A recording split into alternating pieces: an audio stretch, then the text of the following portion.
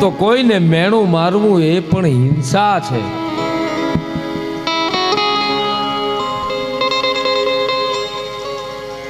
ટોનમાં બોલવું એ પણ એક પાપ છે, હિંસા છે. કોઈને જેવા તેવા વેણ કહો નહીં, કથા સાંભળો પછી તો કહેશો જ નહીં. સાસુ વહુને ટોણા માર્યા કરે, મેણા માર્યા કરે.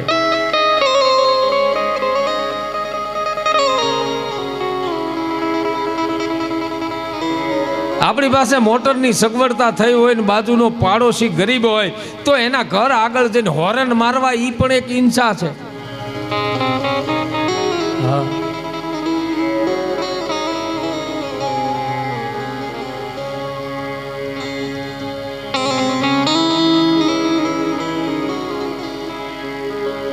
તો સત્ય, તપ, અહિંસા, દાન આ ધર્મના 4 પાયા છે. એ ધર્મરૂપી વૃષભ આ પગ ઉપર ઊભો છે અને એમાંય કળિયુગમાં સત્ય થોડુંક ઓછું થયું, અહિંસા ઓછી થઈ, તપ મારા તમારામાં રહ્યું નથી. એક જ વસ્તુ છે અત્યારે મારા તમારી પાસે હાથવગી અને એ છે દાન. એ દાન ઉપર આપણો આ સનાતન ધર્મ અત્યારે ટક્યો છે. એ ધર્મ ક્ષમારૂપી અને શિંગડા છે. એ બોલે છે તો વેદની ધ્વનિ થાય છે. શિવ મહાપુરાણમાં લખ્યું છે આન શમ રૂપી કાન વાળો છે, આસ્તિકતા રૂપી નેત્ર વાળો છે. નેત્રોમાં વળી વેદનો જે ધર્મ છે, વેદનો જે બળદ છે એ થોડો જુદા રૂપમાં છે. ઋગ્વેદમાં જે ધર્મ રૂપી વૃષભના લક્ષણો બતાવ્યા છે એ થોડા જુદા છે. આપણે સમજાય કે ન સમજાય પણ સાંભળી લઈએ. વેદ તો મોટા મોટા ઋષિ મુનિઓ અમને કઈ સમજાતા નથી વેદો. આ તો બીજા સંતો પાસેથી સાંભળ્યું છે, એ પ્રસાદી લઈને હું તમને વેચું છું. પાઠ કર્યો છે વેદનો અવશ્ય મેં, પણ કાંઈ આપને સમજાય નહીં. એના રહસ્યો તો કોક વિદ્વાન મહાપુરુષ પાસે બેસીને સાંભળીએ. કોઈ સંતોને સાંભળતા સાંભળતા ક્યારેક પ્રસાદી મળી જાય, એ હું લખી રાખું ને આવું હોય ને ત્યારે તમને એ પ્રસાદી આપું. તો વેદનો જે વૃષભ છે, વેદનો જે ધર્મરૂપી બળદ છે એ થોડો જુદો આલેખાયો છે. એ વેદ રૂપી જે બળદ છે એના 4 શિંગડા છે, 2 માથા છે, 3 રીતે બંધાયો છે, 7 હાથવાળો છે. એ ધર્મ, એ બળદ. હવે 4 શિંગડા એટલે 4 દિશા, એ ધર્મના 4 શિંગડા છે. 3 રીતે બંધાયો એટલે વેદથી બંધાયેલો છે. વેદે એને બાંધી રાખ્યો છે. ધર્મ મારો તમારો સનાતન ધર્મ વૈદિક ધર્મ છે, વેદથી બંધાયેલો છે. એ 7 હાથવાળો છે એટલે કે સૂર્યના જે 7 કિરણો છે એ એના હાથ છે. અને એ કિરણોને લીધે જ હું તમે બધા પ્રકાશિત થઈએ છીએ અને એને લીધે જ મારું તમારું બધાનું ભરણ પોષણ થાય છે. આ ધર્મના 7 હાથને લીધે. સૂર્યના 7 કિરણો એ ધર્મના 7 હાથ છે. અને એ જ્યારે બોલે છે ત્યારે વેદની ઋચાઓનો ઘોષ કરે છે.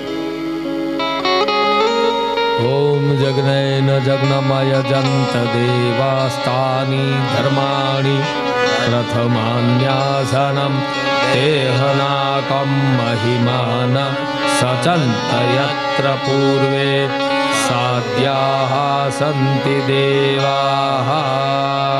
હરિ ઓમ રાજાધિરાજાય પ્રસહ્ય સાહિને નમો વયમ વૈશ્રવણાય કુર્મહે સમે કામાન કામાય મહ્યમ કામેશ્વરો વૈશ્રવણો દદાતુ કુબેરાય વૈશ્રવણાય મહારાજાય નમઃ. હરિ ઓમ स्वस्ति साम्राज्यं भोज्यं स्वराज्यं वैराज्यं पारमेष्ठं राज्यं महाराज्यं माधिपत्यमयं समुक्त पर्यन्ता इच्छात् सार्वभौम सार्वा युषां दादा परार्धात् पृथिव्ये समुद्र पर्यन्ताय एकराडिते तदप्येष श्लोकोऽभिगितो मरुतः परिवेष्टारो मरुतस्यावसन्ग्रहे आवीक्षितस्य कामाप्रे विश्वे देवाः सभासद इति। वेदनो घोष करे છે ધર્મ।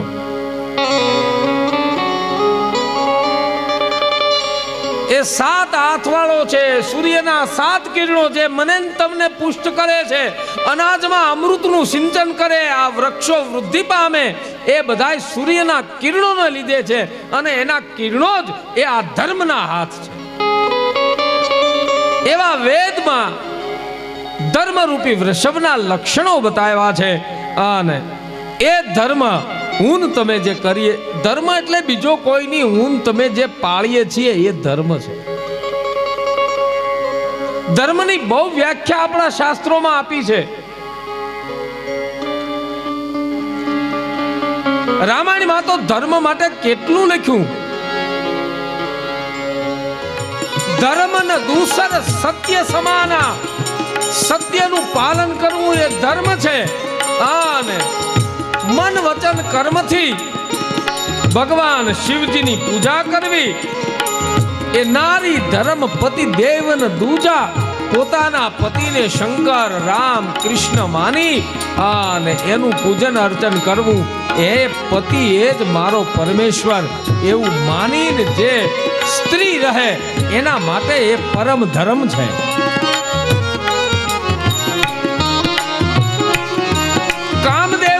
ખબર હતી, શિવ મહાપુરાણમાં કથા આવશે, કામદેવને ખબર હતી કે હું ભગવાન મહાદેવને સમાધિમાંથી જગાડવા જાઉં છું એટલે મારું મોત છે, એ સિવાય બીજું કાંઈ છે નહીં। આપણે એમ કહીએ ને કે દેવ દેરા મૂકીને હનુમાનની ઠેહે ન સડાય, આ તો હનુમાનનોય બાપ છે। એટલે કામદેવને ખબર કે આની જો સમાધિનું ભંગ કરવા જઈશ તો મારું મોત પાકું છે, પણ છતાંય કામદેવ ગયો। શું કામ? ધર્મ કી દયા, ધર્મ કી દયા સરીસ ભરી જાય। દયા, સત્ય, અહિંસા, દાન આ બધા ધર્મ છે। એ ધર્મના 10 પ્રકારો બતાવવામાં આવ્યા છે। એ ધર્મના 10 લક્ષણો છે। એમાંનું પહેલું લક્ષણ ધ્રુતિ। ધ્રુતિ એટલે ધીરજ, જેનામાં ધીરજ હોય સમજવાનું એનામાં ધર્મ છે। આ 10 પ્રકારના લક્ષણો આપણે પોતે સમજીએ કે એટલા માટે કે આ બધું આપણામાં છે, આપણામાં હોય તો સમજવાનું આપણે ધર્મનિષ્ઠ માણસ છીએ।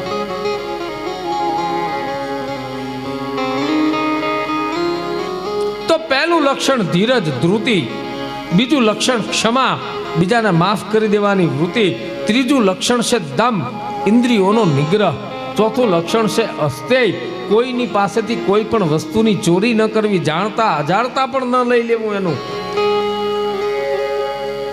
એ ધર્મનું લક્ષણ છે। અને ચોથું લક્ષણ છે શોષમ એટલે શુદ્ધિ પવિત્રતા, એ એક ધર્મનું લક્ષણ છે। ઇન્દ્રિય નિગ્રહ, ઇન્દ્રિયો ઉપર આપણો કાબુ હોવો જોઈએ, એ એક ધર્મનું લક્ષણ છે।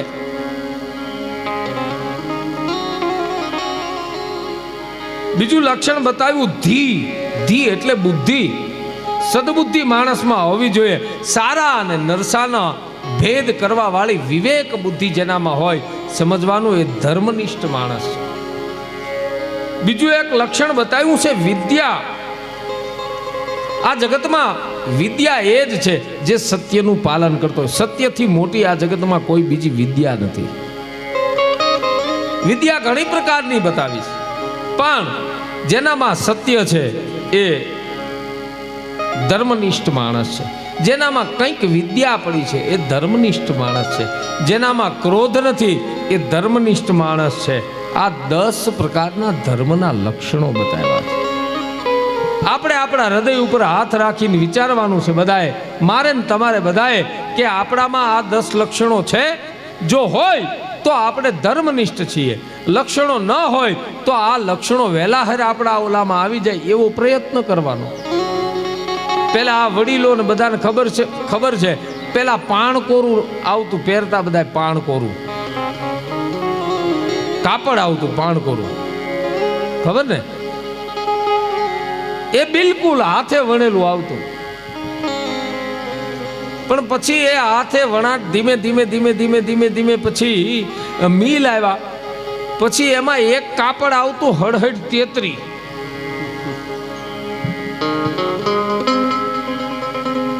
અમારે એ બાજુ ભાવનગર ડિસ્ટ્રિક્ટમાં આ કાપડ બહુ વેચાતું, 67-33. એટલે 67% કોટન અને 33% એમાં ટેરી કોટન આવે. એટલે એનું નામ હતું 67-33. એમ 67-33 હોય ને આપણામાં ધર્મ, 68% હોય ને તોય પાસ.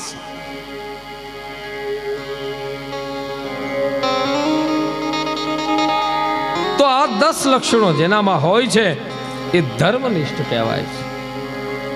ધન, આ સંપત્તિ, મારા ને તમારામાં રહેલું આ યૌવન, એ બધું નરસિંહભાઈ પધારે.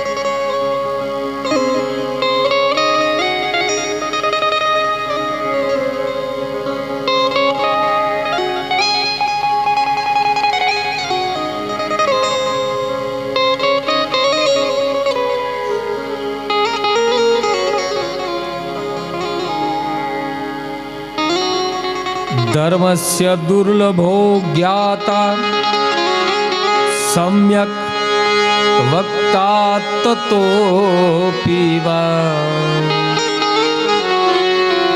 શિવ મહાપુરાણમાં કહ્યું છે કે ધર્મની જાણતલ માણસ એ આ જગતમાં બહુ દુર્લભ છે, જે ધર્મને જાણતો હોય. નગર આપણે આપણા પોતાના પરિવારને પોતાના સ્વાર્થ ખાતર ક્યારે અધર્મ આચરી લઈએ એની ખબર ન રહે. એટલે ધર્મનો જ્ઞાતા, ધર્મને જાણવા વાળો દુર્લભ છે. અને એની કરતા પણ સારી રીતે કોઈને ધર્મ બતાવવા વાળો એ પણ દુર્લભ છે. વળી શિવ મહાપુરાણમાં એવું લખ્યું, શ્રોતા તતોપી શ્રદ્ધાવાન. આ ધર્મને એનાથી પણ શ્રદ્ધાથી સાંભળવા વાળો શ્રોતા એ અતિ દુર્લભ છે. અને છેલ્લે લખ્યું છે કે કરતા કોપી તતઃ સુધી. એ ધર્મને પોતાના આચરણમાં મૂકવા વાળો એ તો વળી એના કરતા પણ વધારે દુર્લભ છે. ધર્મની વ્યાખ્યા કરવી બહુ સહેલી છે, એને પાળવો અને એને આચરણમાં ઉતારવો બહુ અઘરો છે.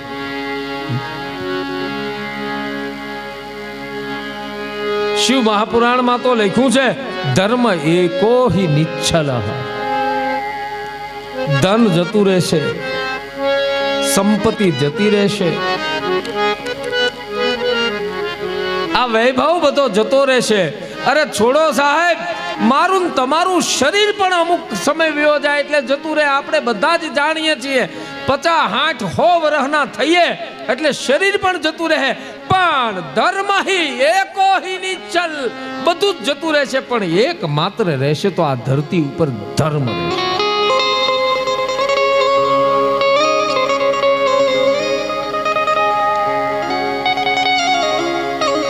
ધર્મનું આચરણ કરવા વાળો જીવાત્મા, શિવ મહાપુરાણ કહે છે કે એ મોક્ષનો અધિકારી છે. એને મોક્ષ ગોતવા માટે ફાંફા નહીં મારવા પડે. જે ધર્મનું આચરણ કરશે એ સહજ મોક્ષની પ્રાપ્તિ થશે. તમે અહીંથી બેસીને કોઈ મોટર કારમાં કે સ્કૂટરમાં કે કોઈ બસમાં અહીંથી ઉપલેટા જાઓ ને તમે કંડક્ટરને પૂછો કે આ બસ ક્યાં જાય છે, બોલે ભાઈ ઉપલેટા જાય છે. અને એ બસમાં તમે બેસી જાઓ અને પછી તમારા મનમાં એમ થાય કે મારે ઉપલેટા નહીં, મારે ધોરાજી જવું છે. અહીંથી સીધું ધોરાજી જવું હોય તો ઉપલેટા વાળા રોડે ન જઈ શકો, તમે આ બાજુથી આમ જાઓ તો ધોરાજી જવાય. પણ તમે બસમાં બેસા છો ઉપલેટાની અને તમારે જુનાગઢ જવું એ તો કેમ બને? ઉપલેટા થઈને પછી આમ જાઓ તો વાત જુદી છે, નકર દિશા બંનેની જુદી છે. એક બાજુ ઉપલેટા આવ્યું છે ને એક બાજુ જુનાગઢ આવ્યું છે. તમે ધર્મની ગાડીમાં બેઠા હશો તો મોક્ષ એની મેળાએ સહજ આવશે. અધર્મમાં બેઠા હશો તો મોક્ષ મેળવવો બહુ જુદો છે. તો જેણે ધર્મને ધારણ કર્યો છે, અને ધારણ કરો એનું નામ જ ધર્મ છે. ધાર્યતિ ઇતિ ધર્મ. ધર્મની વ્યાખ્યા તો એ આવી, જેને ધારણ કરો એ જ ધર્મ છે. ઉપરથી ટીલા ટપકા કરો, આપણા ધર્મના લક્ષણો બતાવ્યા આ બધા. તિલક કરવું, માળા રાખવી, આપણા સનાતન ધર્મના આ બધા પેલા સાધનો બતાવ્યા છે, એ કરવા જ જોઈએ. જેને જે ગુરુએ માળા આપી હોય, જે મંત્ર આપ્યો એ કરવું જ જોઈએ. પણ એમાં ધર્મ સીમિત નથી. ધર્મ તો બહુ વિશાળ છે, ગગન સંદ્રશ્ય છે. આભ જેવો ધર્મ છે. એને આપણી મનોવૃત્તિથી બહુ ટૂંકો ન કરી નાખીએ તો એ ધર્મને જાણવા વાળો દુર્લભ, એને કહેવા વાળો દુર્લભ, શ્રદ્ધાપૂર્વક સાંભળવા વાળો દુર્લભ, અને એનાથી વધારેમાં વધારે દુર્લભ આ ધર્મનું આચરણ કરવા વાળો, જેનામાં ધીરજો હોય. 10 લક્ષણો જે મેં આપને ધર્મના બતાવ્યા એ બધું જ જતું રહેશે. એક ધર્મ રહેશે આ જગતમાં, અને એ ધર્મનું આચરણ કરવા વાળો મોક્ષનો સહજ અધિકારી છે. આમ કથા કહેતા કહેતા સૂતજી મહારાજ જ્યારે આ ધર્મની વ્યાખ્યાઓ શૌનક આદિ ઋષિઓની સામે રાખે છે, એટલે શૌનકે પ્રશ્ન કર્યો કે બાપજી, તો મોક્ષ અને બંધન કોને કહેવાય? એની જરા વિગતે વાત કરો. સૂતજી મહારાજ કહે છે કે બંધ મોક્ષ તથોપાયમ એ શૌનક વૃક્ષે હમ શૃણુતાદરાત પ્રકૃતાદ્યષ્ટ બંધનેન બદ્ધો જીવ ચ ઉચ્યતે. બહુ સરસ વાત શિવ મહાપુરાણમાં આવે છે. બધા ગ્રંથોમાં, બધા શાસ્ત્રોમાં લખ્યું છે માનવનું શરીર 5 તત્વથી બન્યું છે. 5 તત્વથી. क्षिति जल पावक गगन समीरा पंच रतित जेही अधम शरीरा. पण आ 5 तत्वोथी जेનું શરીર બન્યું એ શરીર કેવું છે? અધમ છે. એવું રામાયણ કહે છે. क्षिति जल पावक એટલે અગ્નિ, क्षिति એટલે આ પૃથ્વી, પૃથ્વી જળ વાયુ તેજ અને આકાશ. આ 5 તત્વથી મારું તમારું શરીર બન્યું છે. પણ આ 5 તત્વ હોત જો હોય તો આ શરીર અધમ છે. પંચ રચિત જેહી અધમ શરીર. આ 5 તત્વથી રચાયું એટલે આ શરીરને અધમ કીધું. પણ શિવ મહાપુરાણ આમાં બીજા 3 તત્વો ઓર ભેગા છે એટલે આ શરીરને અષ્ટધા કહ્યું છે. પ્રકૃતિ, મહત્તત્વ એટલે કે બુદ્ધિ અને ગુણાત્મક અહંકાર, આ 3 વસ્તુ ઓર ભળ્યા એટલે આ શરીરને સાધન ધામ મોક્ષ કર દ્વારા આ સાધન એવું બની ગયું જે મોક્ષના દ્વાર સુધી મને તમને લઈ જાય છે. પણ આ 3 વસ્તુ એની સાથે ભળે તો પ્રકૃતિનો સીધો સાદો અર્થ મારે તમારી આગળ કરવો હોય તો આપણે ઘણા લોકો એમ નથી કહેતા કે ભાઈ જવા દો ને, એ માણસની પ્રકૃતિ જ એવી છે. ઘણો તોફાની માણસ હોય કોઈ તો આપણે નથી કહેતા ભાઈ જવા દો, એ માણસની પ્રકૃતિ જ એવી છે, એટલે કે સ્વભાવ એવો છે. તો મારી તમારી મૂળ પ્રકૃતિ, આપણી બુદ્ધિ અને આપણામાં રહેલા ગુણાત્મક અહંકાર અને આ 5 તન્માત્રા પૃથ્વી જળ વાયુ તેજ અને આકાશ, એ 8 તત્વોથી મારું તમારું શરીર બનેલું છે. અને આ 8 તત્વોથી આ જીવાત્મા બંધાયેલો છે આ શરીરમાં. હવે જે માણસ આ 8 તત્વોથી મુક્ત થઈ જાય, જે જીવાત્મા, એને આપણે કેવો કહીએ છીએ? મુક્ત જીવાત્મા. એટલે આ 8 તત્વથી જ્યારે છૂટી જાય એટલે માણસ ગુજરી ગયો, મરી ગયો, એ મુક્ત થયો. પણ આ 8 તત્વોને જે પોતે કાબુમાં કરી લે, જીવતા જીવ, હાલતા ચાલતા શરીરમાં છિતિ જલ પાવક ગગન સમીરા, આ 5 તત્વ એ પોતાની ગુણાત્મક અહંકાર, પોતાની બુદ્ધિ અને પોતાના સ્વભાવને જે પોતાની મુઠ્ઠીમાં કરી લે છે, એ હાલતો ચાલતો મોક્ષનો અધિકારી છે. એને નથી બંધન, એને નથી પેલું કાંઈ. પણ આને જે મુક્ત કરી દે,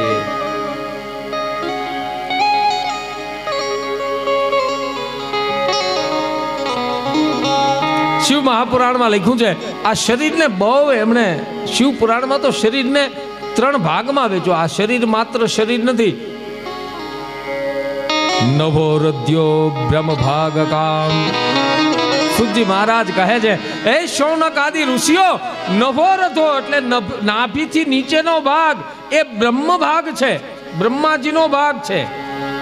અને નાભીથી લઈ અને કંઠ સુધીનો જે ભાગ મારો ને તમારો આપણા શરીરનો, નાભીથી લઈને પગના તળિયા સુધીનો ભાગ એ બ્રહ્માનો ભાગ છે. અને નાભીથી લઈ અને કંઠ સુધીનો જે ભાગ એ મારો ને તમારો ભગવાન વિષ્ણુનો ભાગ છે. એ શરીર વિષ્ણુની કૃપાથી બન્યું આપણું પેટ. અને કંઠથી લઈ અને ઉપરના મસ્તક શિખા સુધીનો જે ભાગ છે એ ભગવાન મહાદેવનો ભાગ છે. એટલે કોઈને થપાટ મારતા પહેલા યાદ રાખજો, તમે એના મોઢા ઉપર થપાટ નથી મારતા, તમે મહાદેવને થપાટ મારો છો. કોઈના પેટમાં પાટું મારો ત્યારે યાદ રાખજો, એના પેટમાં પાટું નથી મારતા, તમે વિષ્ણુને પાટું મારો છો. કોઈના પગ ઉપર ગાડી ચડાવી દો ત્યારે યાદ રાખો, તમે બ્રહ્માના મસ્તક ઉપર ગાડી ચડાવો છો. આવી શરીરનું બહુ મહત્વ બતાવ્યું છે આપણા શાસ્ત્રોમાં. આ શરીરના શિવ મહાપુરાણમાં 3 પ્રકાર બતાવ્યા છે. એક સ્થૂળ શરીર, જે હું તમે હાલતું ચાલતું આપણું વેપાર ધંધો જે કરીએ છીએ એ આપણું જે બહાર દેખાય છે એ આપણું સ્થૂળ શરીર. હાથ પગ મોઢું વાળ, આ એક આપણું સ્થૂળ શરીર. બીજું એક શરીર જેને આપણે સૂક્ષ્મ શરીર શાસ્ત્રકાર કહે છે. એ સૂક્ષ્મ શરીર એટલે તમે કાંઈ સારું દ્રશ્ય જુઓ અને તમને આનંદ આવે, તમે સારી વસ્તુ સાંભળો અને તમને આનંદ આવે, તમે કાંઈ સારી વસ્તુ ખાઓ, સુંદર મજાના પકવાન ખાઓ, લાડવા નગાઠિયા, અને અહીંયા જે રસોઈ બને છે એ સુંદર મજાની રસોઈ બપોરે આરોગો ને તમને આનંદ આવે. એ ઇન્દ્રિયોના ભોગનો એનો જે રસલો છો, એ જે શરીર છે એને સૂક્ષ્મ શરીર કહે છે. જે આપણી સ્થૂળ ઇન્દ્રિયોથી આપણે જે રસની ઉત્પત્તિ થાય છે, જે રસ મળે છે, એને કહે છે સૂક્ષ્મ શરીર. એક શરીર જેનું નામ છે કારણ શરીર. એ કારણ શરીર સુધી તો કોક મહાત્માઓ જ પહોંચ્યા છે. કારણ કે આ જીવ કર્મને અનુસરી અને આત્માના ભોગ માટે એનું જે શરીર છે એનું નામ છે કારણ શરીર. કે જે ઇન્દ્રિયોના રસથી ન મળે, કોઈ કર્મ કરવાથી મારો ને તમારો જે પ્રારબ્ધ બન્યું હોય એના લીધે જે આત્મામાં આનંદ ઉત્પન્ન થાય એ છે કારણ. કોકને આ કારણ શરીરની ખબર પડે, બાકી કોઈને ખબર પડતી નથી. કોઈ મહાપુરુષ હોય એ આ સચ્ચિદાનંદ ઘન સ્વરૂપમાં સ્થિર થઈ જાય, એ છે કારણ શરીર. શિવ મહાપુરાણમાં કહ્યું છે આ શરીર પણ એક દિવસ પડી જવાનું, આ શરીર પણ જતું રહેશે. બહુ મોટા ભાગ્ય છે મારા ને તમારા કે મને તમને માનવનું શરીર મળ્યું છે. એ મળી ગયું ને એટલે એનું બહુ મહત્વ નથી સમજાતું.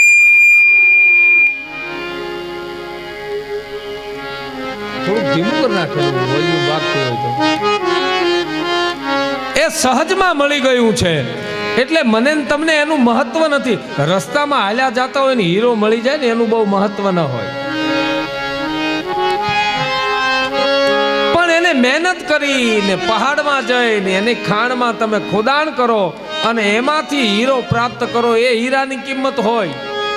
પણ જે સહજ વારમાં મને ને તમને આ મનુષ્યનો દેહ મળી ગયો ને એટલે મને ને તમને આ મનુષ્યના દેહ જે મળ્યો છે એનું માચમ બહુ રહ્યું નથી. આ તો ભેંસ ને ગાય ને બિલાડા ને કૂતરા ને એને ભગવાને વાચા નથી આપી, નકર એને વાચા આપી હોત ને તો એને પૂછો તો ખબર પડે કે આ માનવનો દેહ શું છે. દેવતાઓને દુર્લભ છે, દેવતાઓ આ શરીરના ધારણ નથી કરી શકતા. એને આ શરીર લેવું હોય તો એને અનેક પ્રકારના શ્રાપ ખાવા પડે છે. કોઈ એને શ્રાપ આપે ને પછી એમ કે જા તમારે ધરતી ઉપર અવતાર લેવો પડશે, ત્યારે એને શ્રાપ લેવો પડે છે. ત્યારે એ માનવ બનીને ક્યારેક રામ બનીને ક્યારેક કૃષ્ણ બનીને આવે છે અને એની એ મજા લે છે આ માનવ શરીરની. દેવતાઓને પણ દુર્લભ છે આ દેહ.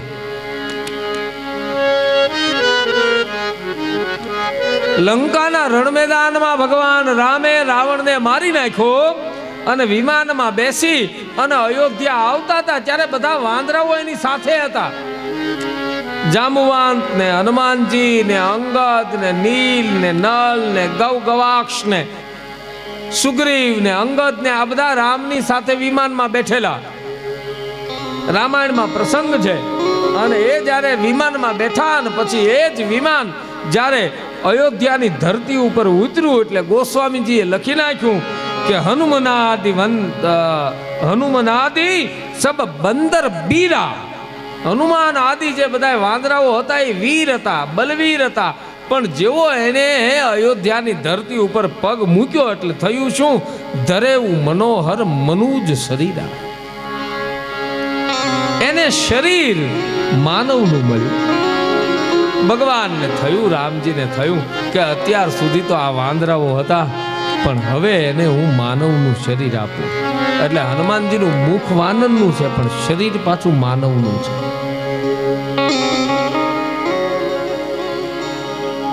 માનવ શરીરનો બહુ મહિમા છે, બહુ એનો ભરોસો ન કરવો.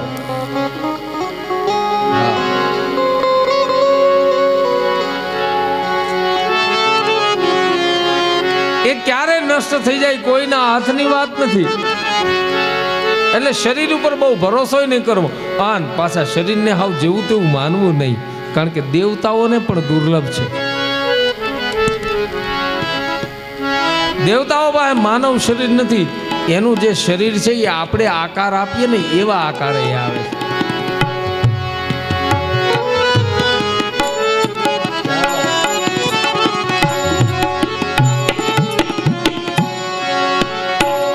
કબીર સાહેબ તો એમ કહે કે તન અને ધનની કોઈથી બહુ બડાઈ ન કરવી. તમારી પાસે એટલા રૂપિયા છે ને તમારું આવું સારું શરીર છે એની ડીંગ નો હાંકા કરવી, એની બહુ બડાઈ ન કરવી, એનો અહંકાર ન કરવો. તો આ શરીર મને તમને મળ્યું. શરીર જ્યારે મળે છે ત્યારે હું તમે કઈ ને કઈ કર્મ કરવાના. કર્મ પ્રધાન વિશ્વ કરી રાખા. આ કર્મ કર્યા વગર આ શરીર રહેશે જ નહીં. એટલે કર્મ કરો એટલે વળી પાછા એ કર્મનું ફળ લાગ્યું, અને ફળ લાગ્યું એટલે ફળને લીધે વળી પાછું આપને બીજું કોઈ શરીર મળ્યું, વળી શરીર મળ્યું એટલે એનું કર્મ લાગ્યું, વળી પાછું શરીર. એમ પ્રારબ્ધ બંધાયું, પુરુષાર્થ કર્યો, વળી પાછું પ્રારબ્ધ બંધાયું, એનું ફળ લાગ્યું, વળી પાછું શરીર મળ્યું. એમ આપણે આ ચક્રાવામાં ફેર્યા જ કરીએ છીએ. એટલે આપણે સંસારને ચક્ર કીધો છે. સંસાર ચક્રમાં ફેર્યા જ કરી. એટલા માટે આપણા સંતોએ કીધું છે કર્મ કરો પણ ધ્યાન રહે પથ છૂટે ના. કર્મ કરો પણ ધ્યાન રહે પથ છૂટે ના. અને ઈતની દેના હવા ગુબારા ફૂટે ના. ફુગામાં એટલી જ હવા ભરવી ફુગો ફૂટી ન જાય. અને આપણે એવું જ કર્મ કરવું કે આપણો ધર્મનો પથ છૂટે નહીં, એનો પંથ છૂટે નહીં. બાકી એક વખત આ શરીર પણ જવાનું, એટલે કર્મ કરો. શરીરથી આપણે કર્મ કર્યા વગર રહેવાના નથી. કઈ ને કઈ તો કર્મ કરવું જ પડે.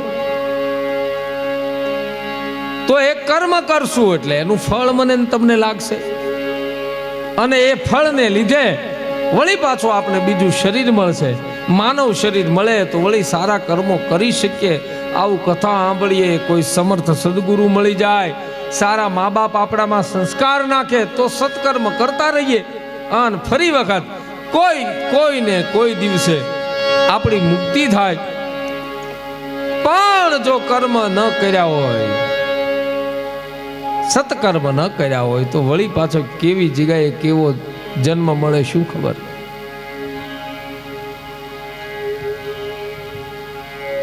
એ આપણા બધાય સંગાથી છે, યાદ રહે. હા, પણ આપણા કર્મનો સંગાથી કોઈ નહીં. અહીંયા રહેશો, ઘરે રહેશો તો તમારી પત્ની તમારા સંગાથમાં રહેશે, તમારો દીકરો તમારા સંગાથમાં રહેશે, આડોશી પાડોશી મિત્ર હશે એ પણ તમારા સંગાથમાં રહેશે. ક્યાંય તીર્થમાં જાઓ તો સાથે યાત્રિકો તમારા સંગાથમાં રહેશે. કોઈ ને કોઈ તમારા સંગાથમાં રહેશે, પણ તમારા કર્મનો સંગાથી કોઈ નહીં. હે હે હે હે, એક આપણું ભજન છે, આ કર્મનો સંગાથી. મીરાબાઈ કહે રાણાને, એ રાણા કેટલા મને દુઃખ આપીશ તું. મારા કર્મ મારી પાસે, તારા કર્મ તારી પાસે. આ કર્મનો કોઈ હંગાથી છે જ નહીં. બધા જ સંગાથી મળશે. અહીંથી યાત્રા કરવા જાશો તો સાથે યાત્રામાં યાત્રિકો પણ મળશે, પાડોશી મળશે. તમે ઘરમાં આવશો તો મા બાપ, પત્ની, દીકરો, દીકરી, દીકરાની વહુ, આ બધું જ મળશે. પણ તમારા કર્મનો સંગાથી કોઈ નહીં. એ તો જેણે કર્યા એને જ ભોગવવા રહ્યા. હા, એમાં બીજો કોઈ ભાગ પડાવે, આપણા કર્મમાં કોઈ ભાગ પડાવવા વાળો નથી. એ આપણે જ ભોગવવા રહ્યા. એટલા માટે કર્મ કરો તો ધ્યાન રાખો, પછી પસ્તાવું ન પડે. કોઈનું બુરું કરતા પહેલા વિચારજો. કોઈની સામે આંગળી ચિંતા પહેલા, વિવેકાનંદ એમ કહેતા કે કોઈની સામે આંગળી ચિંતા પહેલા યાદ રાખજો 3 આંગળી તમારી કોર છે. કર્મ કરતા યાદ રાખો, તમે કર્મ કરો છો એના ફળ તમારે જ ભોગવવા પડે. અરે બ્રહ્મના બાપને પણ ભોગવવા પડે તો હું તમે કઈ ગણતરીમાં? મહારાજા દશરથને જો ભોગવવા પડતા હોય, રામના બાપને ભોગવવા પડતા હોય, તો મારીને તમારી શું વિશાત?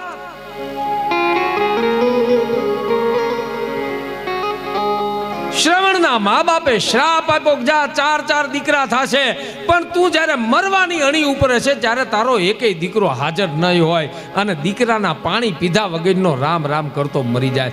બ્રહ્મના બાપને પોતાના કર્મના ફળ ભોગવવા પડે. તો વિચારજો, કર્મ કરો ત્યારે જરાક યાદ રાખજો. તો આ શરીરથી કર્મ કર્યા વગર શરીર ટકે નહીં, રહી ન શકે. કર્મ તો કરશું જ, કર્મ કરવા જ પડશે. અને પણ પછી કર્મ કરો ત્યારે યાદ રાખશો, મારા તમને, મને તમને આ કર્મના ફળ લાગશે.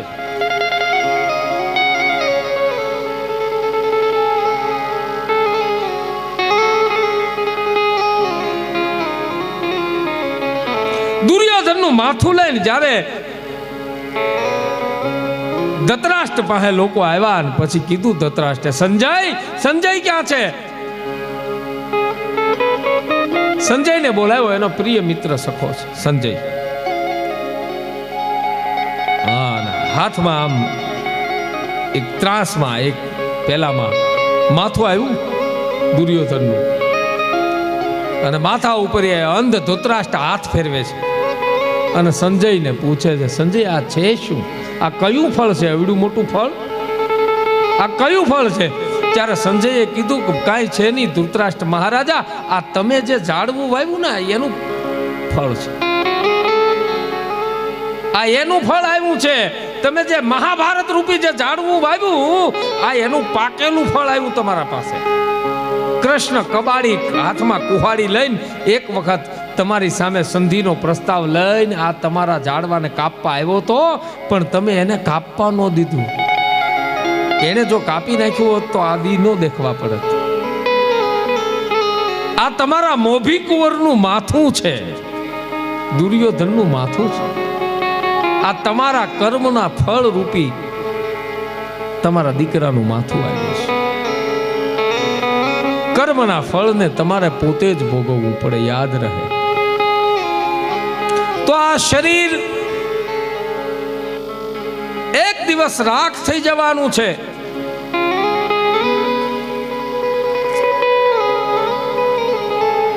પણ જો સત્કર્મ કરશું તો આ શરીરથી જ મને તમને 5 પ્રકારની મુક્તિ મળશે. સાયુજ્ય, સાલોક્ય, સામીપ્ય, સારૂપ્ય અને શ્રાષ્ટિ એટલે કે મોક્ષ ગતિ.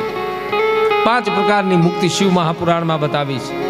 એક કે પ્રભુના લોકમાં તમને વાસ મળે, એનું નામ છે સાલોક્ય મુક્તિ. એક મુક્તિનું નામ છે સામીપ્ય મુક્તિ, કે ભગવાનની સાથે એનું સામીપ્ય તમને પ્રાપ્ત થાય. એક મુક્તિનું નામ છે સારૂપ્ય મુક્તિ.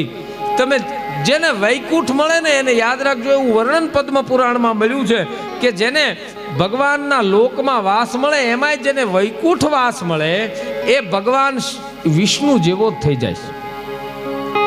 એની જેમ જ એને 4 હાથ, શંખ, ચક્ર, ગદા, પદ્મ એ બધું ધારણ કરે, વિષ્ણુ જેવો જ, બિલકુલ એની જેવો. સારૂપ્ય મુક્તિ એક જ વસ્તુ એનામાં ન હોય, બોલે એની પાસે કૌસ્તુભ મણિ ન હોય, બાકી બિલકુલ ભગવાન વિષ્ણુ જેવો જ લાગે, એવું પદ્મ પુરાણમાં વર્ણન મળે છે.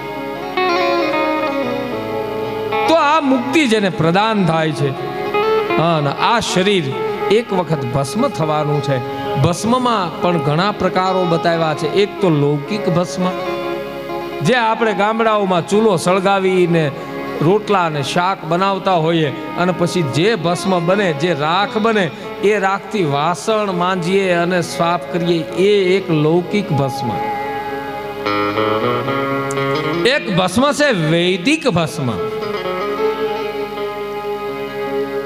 યજ્ઞ યાગાદિ કાર્ય કરીએ અને એ યજ્ઞનો ભસ્મ જે હોય, જેનો આપણે તિલક કરીએ, મસ્તક ઉપર જેને ધારણ કરીએ, એ છે વૈદિક ભસ્મ.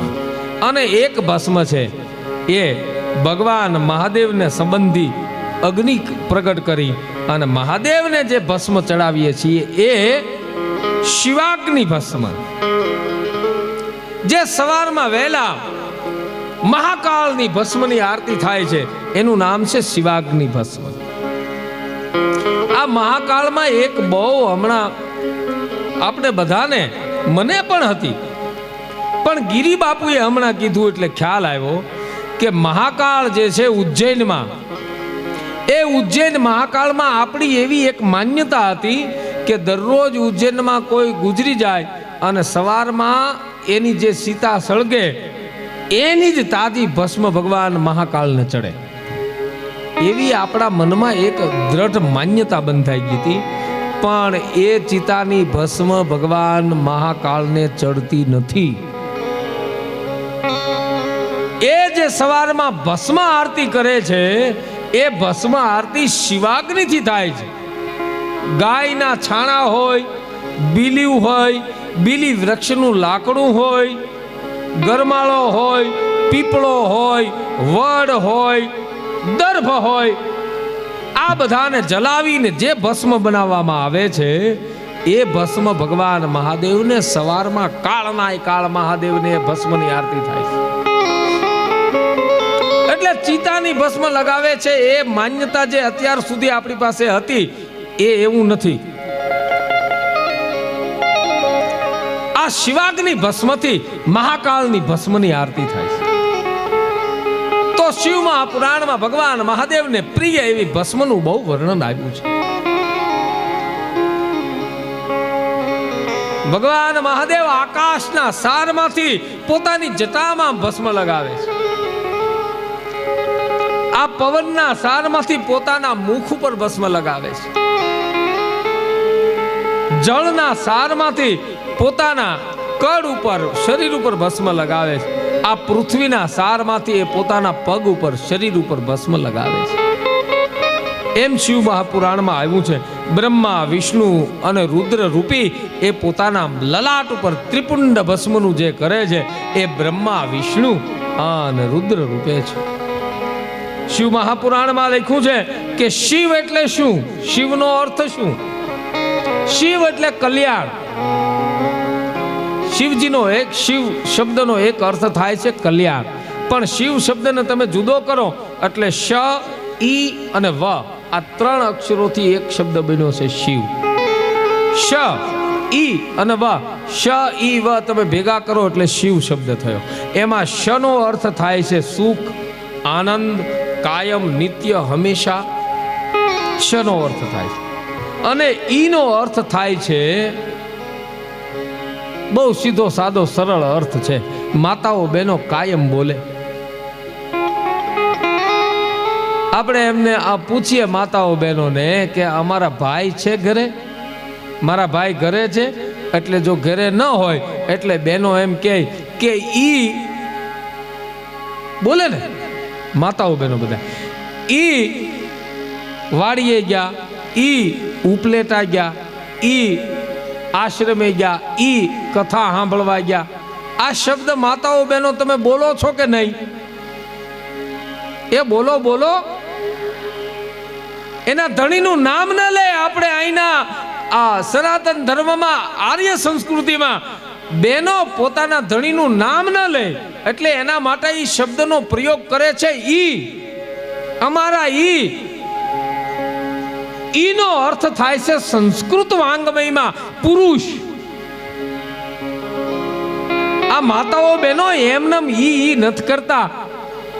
એ તો પરંપરા સંસ્કૃતની જતી રહી, પણ શબ્દ મારી માતાઓએ પકડી રાખ્યો પોતાના પુરુષ માટે ઈ શબ્દ વાપરવો. સંસ્કૃત વાંગ્મયમાં ઈનો અર્થ થાય છે પુરુષ, શનો અર્થ થાય છે કાયમ, નિત્ય, સુખ, આનંદ અને વનો અર્થ થાય છે શક્તિ સ્વરૂપ અમૃત. એટલે જે નિત્ય, કાયમ, અમૃત રૂપી પુરુષ છે એનું નામ છે શિવ. શિવનો બીજો અર્થ થાય કલ્યાણ.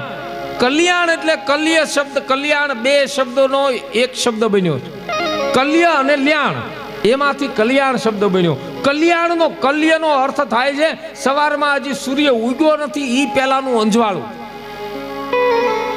સૂર્ય મહારાજ ઉગ્યા નથી હજી, પણ એ પહેલા જે અંજવાળું થઈ જાય જેને આપણે મોં હુંજણું કહીએ, દેખાવા માંડે બધું, પણ સૂર્ય હજી ઉગ્યો ન હોય એ કાળ જે છે જેને આપણે બ્રહ્મ મુહૂર્ત કહીએ છીએ, એ જે કાળ છે એ કાળનું નામ છે કલ્ય. અને એને જે લાવવા માટે મારા તમારા જીવનમાં આવો પ્રકાશ લાવે છે એનું નામ છે કલ્યાણ. એટલે બ્રાહ્મણો ને તમે દાન અને દક્ષિણા જ્યારે આપો ત્યારે એ શું કહે? સ્વસ્તિ કલ્યાણ. તમારું સ્વસ્તિ એટલે શુભ થાય અને તમારા જીવનમાં પ્રકાશ આવે, તમારા જીવનમાં ઉજાસ આવે, તમારા જીવનમાં શુભ અંજવાળું પ્રગટ થાય. કલ્યાણનો આ અર્થ થાય. ભગવાન શિવ એ નિત્ય આનંદ સ્વરૂપ છે, અમૃતને આપવા વાળા છે. એ ભગવાન શિવજી સર્વના ગુરુ છે. એ અનેક રૂપે છે. એ આ ધરતી રૂપે પણ છે, એ મૂર્તિ રૂપે પણ છે અને એ લિંગ સ્વરૂપે પણ છે. અને એમાં પણ શિવ મહાપુરાણમાં તો એવું બતાવ્યું છે કે સતયુગમાં માણસ રત્નનું લિંગ બનાવીને ભગવાન મહાદેવનું પૂજન કરતા તો એની ઉપર કૃપા કરતા. સતયુગમાં સતયુગ ગયો, પછી ત્રેતાયુગ આવ્યો. ત્રેતાયુગમાં સુવર્ણનું લિંગ, ભગવાન મહાદેવનું સોનાનું લિંગ બનાવી એનું પૂજન કરે એટલે ભગવાન એની ઉપર કૃપા કરતા, પ્રસન્ન થતા. ત્યાર પછી દ્વાપર યુગ આવ્યો. દ્વાપર યુગમાં સુવર્ણ થોડુંક ઘટ્યું એટલે દ્વાપર યુગમાં પારાનું લિંગ, પારદ લિંગ એ બનાવી અને એનું પૂજન અર્ચન કરે એટલે એનું એને ફળ ભગવાન કૃપા કરતા એની ઉપર. અને પછી કળિયુગ આવ્યો. કળિયુગમાં ન તો રત્ન રહ્યા, નહીં એટલું બધું સોનું રહ્યું, નહીં આ પારો મળવો પણ મુશ્કેલ છે. તો કળિયુગમાં પાર્થિવ શિવલિંગનું મહત્વ બતાવ્યું છે. પાર્થિવ શિવલિંગ એટલે માટીનું શિવલિંગ. ધરતીમાંથી સુંદર મજાની કાંટા કાકરા વગરની માટી લઈ અને એ માટીનું આપણે શિવલિંગ બનાવીએ અને એનું પૂજન કરીએ તો સતયુગમાં જે ફળ લાગતું, ત્રેતાયુગમાં જે ફળ લાગતું, દ્વાપર યુગમાં જે ફળ લાગતું, એ જ ફળ કળિયુગમાં માત્ર ને માત્ર પાર્થિવ શિવલિંગ બનાવો, એનાથી મને તમને આ ફળ પ્રાપ્ત. ભગવાન પાર્થિવ શિવલિંગથી રાજી બહુ થાય છે. એનું પૂજન કરો એટલે મારો મહાદેવ રાજી થાય. જેમ બધા જ મંત્રોનું બીજ મંત્ર ઓમકાર છે, જેમ બધી નદીઓમાં શ્રેષ્ઠ નદી ગંગા છે, જેમ બધી પુરીઓમાં સપ્તપુરીઓમાં જેમ કાશીપુરી એ શ્રેષ્ઠ છે, જેમ બધા વ્રતોમાં શિવરાત્રીનું વ્રત શ્રેષ્ઠ છે, એમ બધા જ લિંગોમાં પાર્થિવ શિવલિંગનું પૂજન કરવું શ્રેષ્ઠ છે. અને એમાં પણ જે 500 પાર્થિવ શિવલિંગ બનાવીને એનું પૂજન કરે તો ભૂત પ્રેત એનો ભય એને જતો રહે, ધન અને સંપત્તિ એને મળે. 1000 પાર્થિવ શિવલિંગનું પૂજન કરે તો કોઈ એની ઉપર સ્તંભન વિદ્યા અથવા તો જોડિયું ઝપટિયું કાંઈ કર્યું હોય તો એને લાગે નહીં. આપણે એવો અંધવિશ્વાસ હોય કે જોડ ઝપટ આપણી ઉપર કરી નાખે, પણ જે પાર્થિવ શિવલિંગનું પૂજન કરતો હોય એને કોઈ મંત્ર તંત્ર ને જોગણીને આન તેન ભૂત ને પ્રેત ને પિચાસ ને નિકટ નહીં આવે. મહાવીર જબ નામ સુનાવે.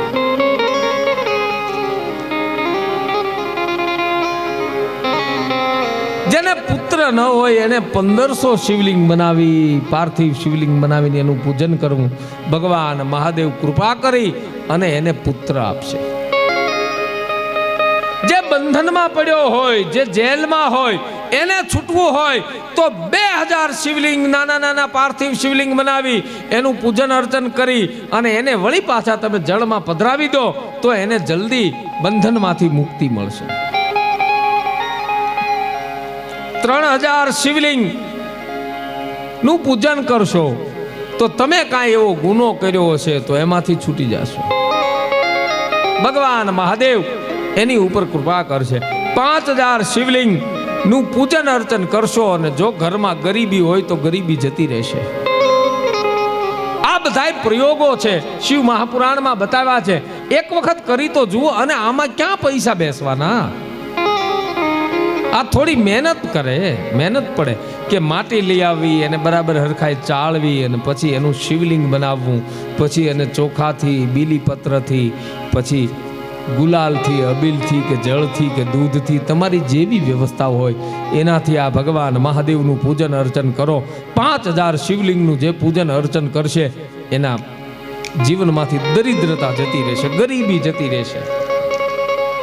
અને 10,000 શિવલિંગ નું પૂજન જે કરશે, આ પાર્થિવ શિવલિંગ નું પૂજન કરશે, એની બધી પ્રકારની મનોકામના પૂર્ણ થશે એવું બતાવ્યું છે.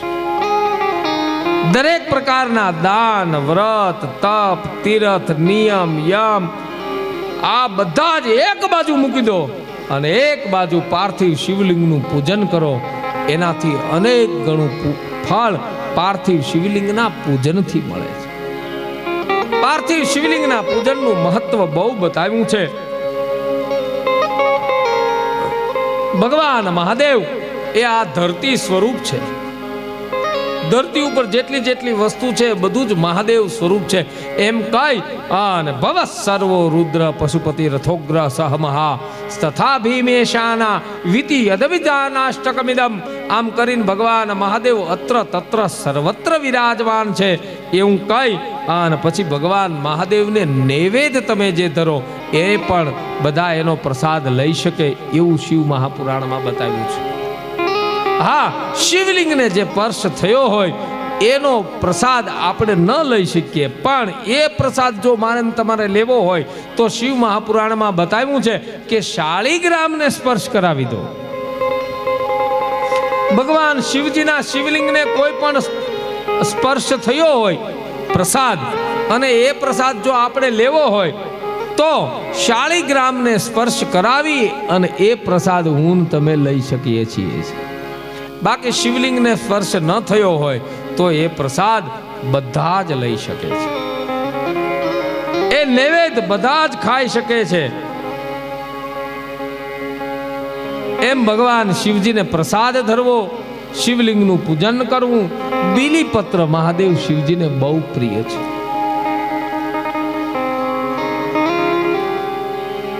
હવે તમને એ પ્રશ્ન થશે કે આ રુદ્રાક્ષ મહાદેવને બહુ પ્રિય, બીલીપત્ર મહાદેવને બહુ પ્રિય, ભસ્મ મહાદેવને બહુ પ્રિય, તો આ બીલીપત્ર, બીલીનું વૃક્ષ પ્રગટ ક્યારે થયું? રુદ્રાક્ષ પ્રગટ ક્યારે થયું એ તો શિવ મહાપુરાણમાં આપ્યું છે કે રુદ્રાક્ષ ક્યારે પ્રગટ થયું. ભગવાન મહાદેવ ધ્યાનમાં બેઠેલા, સમાધિમાં બેઠેલા, અને એમાં જ્યારે સમાધિમાંથી એ જાગૃત થયા અને પોતાના નેત્રોને એને જ્યાં ખોલ્યા, પોતાની આંખોને ખોલી, એટલે આંખો ખુલી અને બંને આંખોમાંથી એક એક બિંદુ અશ્રુ, એ જળનું બિંદુ આ ધરતી ઉપર પડ્યું. અને જ્યારે એ રુદ્રના અક્ષમાંથી, આંખમાંથી એક રુદ્રાક્ષ, રુદ્રના અક્ષમાંથી એ બિંદુ જ્યારે આ ધરતી ઉપર પડ્યું, એમાંથી જે ઝાડ બે પ્રગટ થયા, એ ઝાડને જે ફળ લાગ્યા, એ ફળ જેને આપણે રુદ્રાક્ષ કહીએ છીએ. એટલે રુદ્રના આંખોમાંથી જે અશ્રુઓ નીકળ્યા ને અશ્રુઓમાંથી જે ઝાડ પ્રગટ થયા એને આપણે રુદ્રાક્ષ કહીએ. અને એના ફળને ભગવાન મહાદેવ રુદ્રાક્ષ એ ધારણ કરે છે. એ અતિ પુણ્યદાયી છે. ભસ્મ ધારણ કરે, ભસ્મ પણ પુણ્યદાયી છે. એ રુદ્રાક્ષના ઘણા પ્રકાર બતાવ્યા છે. હું હમણાં આપને કહું, થોડો સમય આજે તમારો 5-10 મિનિટ વધારે લઈશ, પણ અહીંયા વિદ્યેશ્વર સંહિતા પૂરી કરીશ.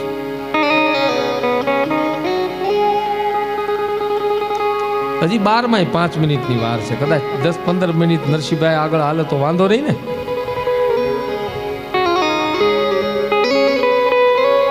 એ થાક્યા નથી ને ડાયરો, તો વાંધો નહીં, હાલ છે આપણું ભાઈ. કારણ કે આ તો બાપા કળિયુગમાં સંઘ શક્તિ છે. બધાને પૂછી પૂછીને કામ કરાય તો વાંધો આવે. તો હવે પ્રશ્ન રહે છે કે બીલીનું વૃક્ષ કઈ રીતે પ્રગટ થયું? શિવ મહાપુરાણમાં તો એની કથા મળતી નથી.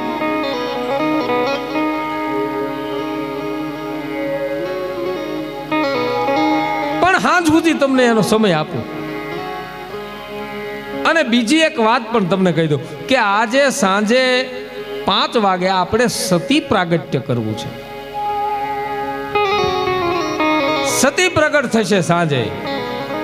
દક્ષના દીકરી જે દક્ષના યજ્ઞમાં હોમાઈ ગયા હતા, એ પરાઅંબા, પરાશક્તિ, એ પ્રગટ થશે. એટલે એની સાથે આપણે નવદુર્ગા પણ પ્રગટ કરવા છે. એટલે નાની નાની દીકરીઓ, બાળાઓ જો આમાં કોઈ હોય તો માતાઓ, બહેનો, એને 5 વાગે નવદુર્ગા બનાવીને અહીંયા લઈ આવજો. માતાજીનો સ્વાંગ પહેરીને, ભલે વધારે ન થઈ શકે તો કાંઈ નહીં, પણ 9 દીકરીઓને તો લઈ આવજો. હાથમાં ત્રિશૂળ આપો અથવા તો હાથમાં તરવાર આપો. માતાજીના મુંગટ પહેર્યા હોય તો ઠીક છે, ન પહેર્યા હોય તો માતાજીનું રૂપ ધારણ કરી અને આ નવદુર્ગા અહીંયા આવે. અહીંયા એક જરાક નરસિંહભાઈ 9 ખુરશી આગળ લગાવી દેજો, એટલે માતાજી અહીંયા બેસી શકે. સાંજના 5-5:30 ની આસપાસ આપણે નવદુર્ગાની આરતી કરશું. સતી પ્રાગટ્યનો આનંદ અને ઉત્સવ લેશું, ગરબા કરશું નવદુર્ગાની સામે.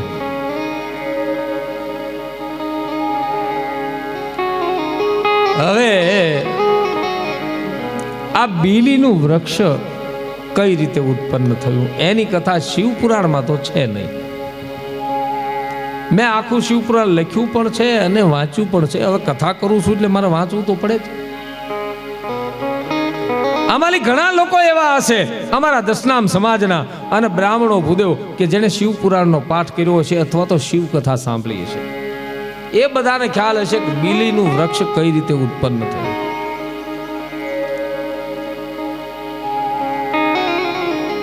ભગવાન મહાદેવ સામે પોઠિયો તો છે, ધર્મનું પ્રતીક છે. એના મંદિરમાં આપણે પોઠિયાને તો જોઈએ છીએ, પણ કાચબો ક્યાંથી આવ્યો એ કથા પણ મારે આપને કહેવી છે. કાચબો શું કામ, એની પણ એક કથા છે શિવ પુરાણમાં.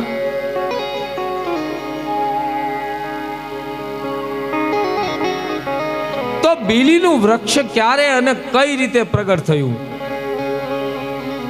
મારે તમારી પરીક્ષા નથી કરવી, પણ આવડતું હોય ને જેને ખબર હોય તો હાથ ઊંચો કરો. જાઓ, એક કોક તો નીકળ્યું કે બીલી વૃક્ષ કેમ ને કઈ રીતે પ્રગટ થયું. ઘણી કથાઓ હશે શાસ્ત્રમાં. જુબતી શાસ્ત્ર નૃપ, રામાયણમાં તો એવું કહ્યું છે કે આ જગતમાં ચાર છે ને એ કોઈના હાથમાં નહીં. એક શાસ્ત્ર શસ્ત્ર એ કોઈના થયા નથી ને કોઈના થવાના નથી. 20 વર્ષ સુધી મારા તમારા કડમાં જે તરવાર હોય, પણ એની તરવાર દુશ્મનના હાથમાં વહી જાય તો આપણું ડોકું કાપી નાખે. એ તરવાર એમ ન કહે કે તે 20 વર્ષ મને હાંસવું એટલે હું તને નહીં કાપી નાખું. શાસ્ત્ર કોઈનું નહીં, શસ્ત્ર કોઈનું નહીં. મને માફ કરજો માતાઓ બહેનો, જુબતી કોઈની નહીં. શાસ્ત્રકાર કહે છે આ માતાઓ બહેનો પણ આપણે જોઈએ, આપણી માં હોય તો એ કોઈની બેન હોય, કોઈની દીકરી હોય, કોઈની ભાભી હોય, કોઈની પત્ની હોય, કોઈની માં હોય, કોઈની સાસુ હોય, કોઈની નણંદ હોય. એ વિભાગ જુદા જુદા છે. કોઈ એમ કહે કે નહીં તારી નણંદ નહીં, આ દીકરી તારી નણંદ નહીં થાય, એ તો માત્ર ને માત્ર ભાભી જ થશે, તો ન હાલે. એ ભાભી પણ હોય, નણંદ પણ હોય, માં પણ હોય, કોઈની જેઠાણી પણ હોય, કોઈની દેરાણી પણ હોય, કોઈની સાસુ પણ હોય, અને કોઈની વહુ પણ હોય, કોઈની પત્ની પણ હોય, ને કોઈની માં પણ હોય. અને રાજા કોઈનો નહીં. એ ક્યારે કેમ કઈ રીતે કેવો નિર્ણય લઈ લે એ નક્કી નહીં.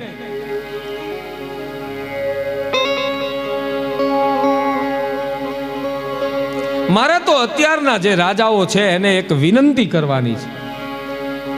અત્યારે જે બેઠા છે એને એક અમારા સાધુ બ્રાહ્મણો અને જે રાવળી હક આપ્યો છે બાપુ અમને બધાને, સાધુ બ્રાહ્મણોને, પહેલાના રાજા મહારાજાઓએ જે અમને જમીન આ મંદિરની પાછળ આપેલી, અમારા માટે અમારું ભરણ પોષણ થાય એટલા માટે, બ્રાહ્મણોને અને સાધુઓને.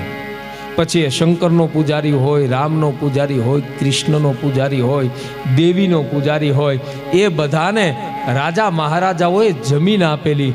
એ જમીન અમે એમાં ખેતી કરતા, અમારું ગુજરાન ચલાવતા.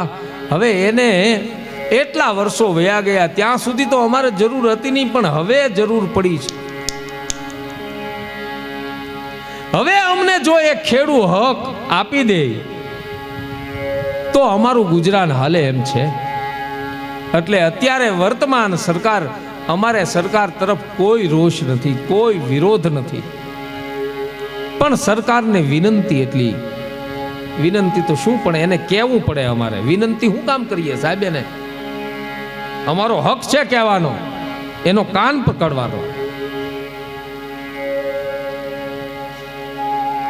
કે જે અમને રાવળી હકમાં બધું મળેલું છે રાજા મહારાજાઓ તરફથી,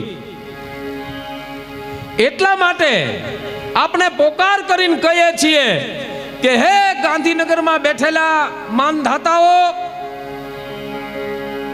સરકારમાં બેઠેલા મંત્રીશ્રીઓ, તમારા મનમાં જો કાંઈ ભગવાન વહે તો આ બ્રાહ્મણોને સાધુને જે રાજા મહારાજાઓએ આપેલી જમીન છે એને તમારે કઈ વધારે આપવાની તો જરૂર નથી, પણ જે આપેલી છે ને એને ખેડૂતનો હક આપો, તોય તમારી ઉપર પરમાત્મા રાજી થશે.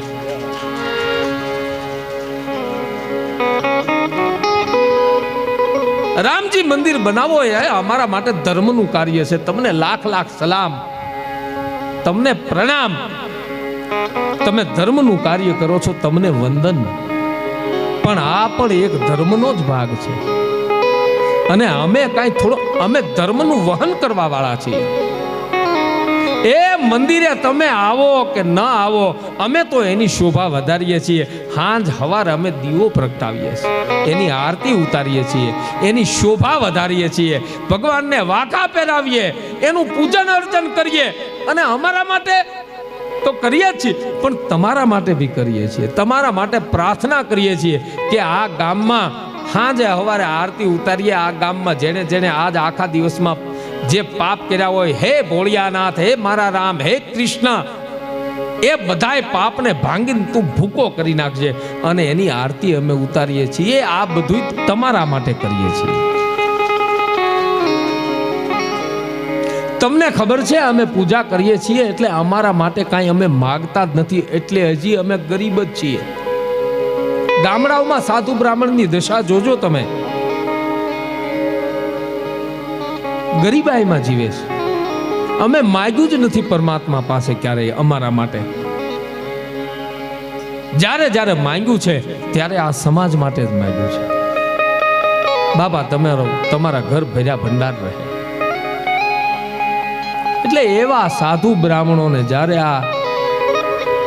એ વખતમાં રાજા મહારાજાઓએ જે જમીન આપેલી મંદિરની નિભાવ માટે, તો એને ખેડૂત હક આપી દે એવી સરકારની પાસે અમે અપીલ કરીએ છીએ. તમને સાચું લાગે છે કે નહીં આ અપીલ? તો તાળીઓના ગડગડાટથી વધાવો આ અપીલને. અને આ અમારો અવાજ ઉપર બેઠેલા છે જ્યાં સુધી પહોંચે એવી ભગવાનને પ્રાર્થના પણ કરજો.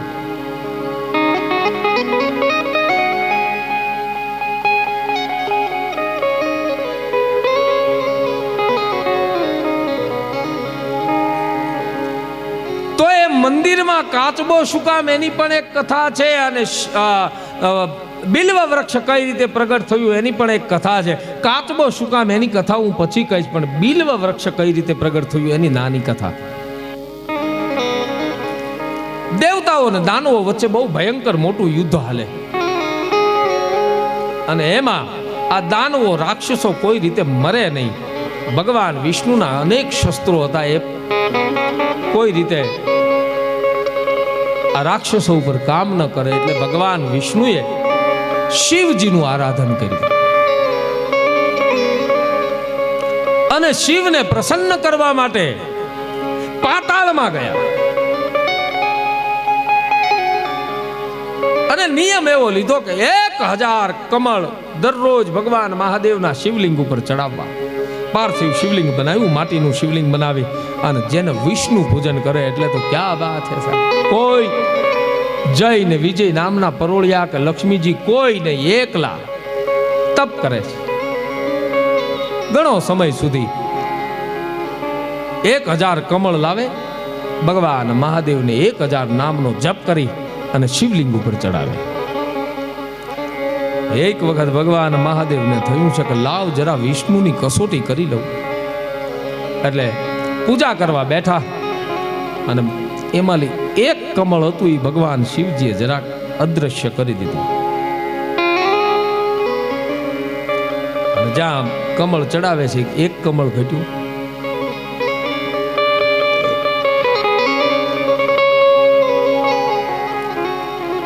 એક કમળ જ્યાં ઘટ્યું એટલે વિષ્ણુને થયું છે કે પૂજા કરતા કરતા ઊભું થવાય નહીં, હવે કરવું શું? ભગવાન વિષ્ણુને યાદ આવ્યું કે મારા નેત્રોને પણ ઘણા કમળ કહે છે. નવ કંજ લોચન કંજ મુખકર કંજ પદ કંજારુણમ કંદર્પ અગણિત અમિત છબી નવ નીલ નીરદ સુંદર. મારા નેત્રને પણ ઘણા કમળ કહે છે. તો લાવ આ મારા નેત્રને કમળ કહે છે તો એક કમળ ઈ ચડાવી અને પૂજાને પૂરી કરું. એટલે પોતાના નેત્ર કાઢવા માટે જ્યાં ભગવાન વિષ્ણુ આંખને કાઢીને જ્યાં ચડાવવા ગયા છે, એ આંખ કાઢવા ગયા અને ભગવાન મહાદેવ પ્રસન્ન થયા. માંગો શું જોઈએ છે? ભગવાન વિષ્ણુએ કહ્યું છે કે આજ રાક્ષસો મરતા નથી, દાનવો મરતા નથી, એટલા માટે એક કાંઈક શસ્ત્ર મને આપો. ભગવાન શિવજીએ પોતાના પગના જમણા અંગૂઠામાંથી એક ચક્ર ઉત્પન્ન કર્યું, જેને આપણે સુદર્શન ચક્ર કહીએ છીએ. એ સુદર્શન ચક્ર ભગવાન શિવજીએ ભગવાન વિષ્ણુને આપ્યું. હરિસ્તે સાહસ્ત્રમ કમલ બલિમાધાય પદયો યદે કોને તસ્મિન નિજ મુદહર નેત્ર કમલ ગતો ભક્તુદેક પરિણતિમસો ચક્ર વપુષા ત્રણાયામ રક્ષાય ત્રિપુર હર જાગરતી જગતામ. એક ચક્ર આપ્યું અને એટલામાં જ્યાં આંખ કાઢવાની કોશિશ કરતા હતા ભગવાન વિષ્ણુ, અને ત્યાં ભગવાન શંકર પ્રસન્ન થયા, એને ચક્ર દાનમાં આપ્યું. એ વાતનો ખ્યાલ લક્ષ્મીજીને આવ્યો અને લક્ષ્મીજીને થયું છે કે એટલા સમયથી આ મારો ધણી ગયા ક્યાં. લક્ષ્મીજી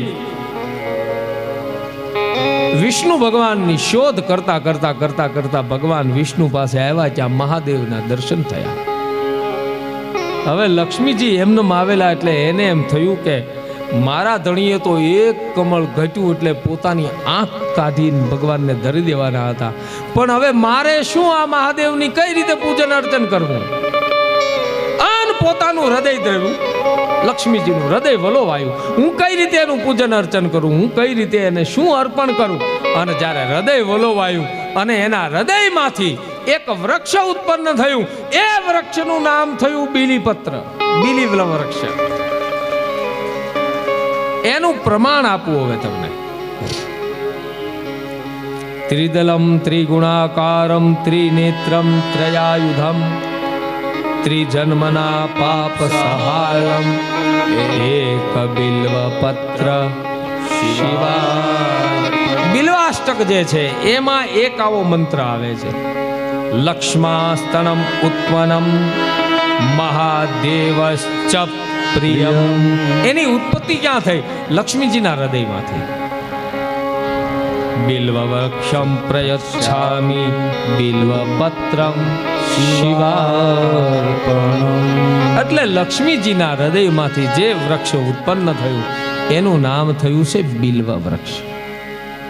એટલે બીલીપત્રને આપણે સીધું નથી ચડાવતા, બધા જ ફળ ફૂલ બીજા કોઈ પણ વસ્તુ તમે ભગવાનને જ્યારે ચડાવો છો ત્યારે એક બીલીપત્ર ચડાવો છો, એને આપણે અવળું ચડાવીએ છીએ.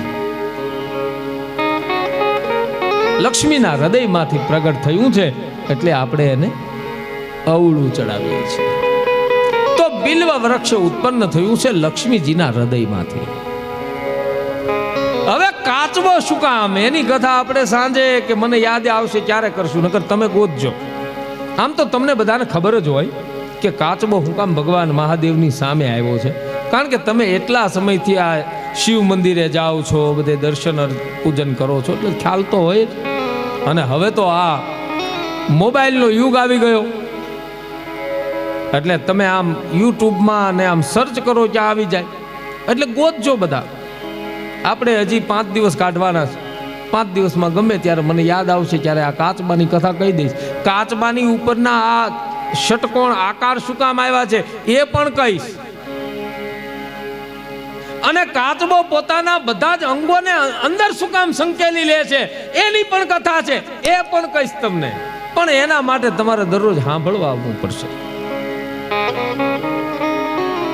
હા, તો બિલ્વ પત્ર પણ ભગવાન મહાદેવને અતિ પ્રિય છે. ભસ્મનો મહિમા, ભસ્મ અતિ પ્રિય છે. પછી રુદ્રાક્ષનો મહિમા ગાયો છે શિવ મહાપુરાણમાં. 4 વર્ણના રુદ્રાક્ષ કયા છે? શ્વેત છે, લાલ કલરના છે, પીળા કલરના છે અને કાળા કલરના છે. 4 પ્રકારના રુદ્રાક્ષ છે. એ રુદ્રાક્ષને ધારણ કરવાથી એ રુદ્રાક્ષમાં અનેક પ્રકારના મુખ છે. હવે તો જુદા જુદા મુખના મળે. શિવ મહાપુરાણમાં 1 મુખીથી લઈ અને 14 મુખી સુધીનું વર્ણન મળે છે. એમાં એ બધા જ રુદ્રાક્ષને ધારણ કરવાના મંત્રો પણ જુદા જુદા છે. 1 મુખી રુદ્રાક્ષ હોય તો એને કઈ રીતે ધારણ કરવો, હ્રીમ નમઃ કહીને એને ધારણ કરવો. પણ એ બધાય મંત્રો આપણને યાદ ન રહે તો નમઃ શિવાય નામનો પંચાક્ષર મંત્ર છે, ઓમ નમઃ શિવાય એટલું બોલીને એ રુદ્રાક્ષને ધારણ કરવું. 14 પ્રકારના રુદ્રાક્ષ શિવ મહાપુરાણમાં બતાવ્યા છે. 14 પ્રકારના રુદ્રાક્ષ છે. એમાંનો પહેલો એકમુખી રુદ્રાક્ષ. એ મળવો અલભ્ય છે, મળવો મુશ્કેલ છે.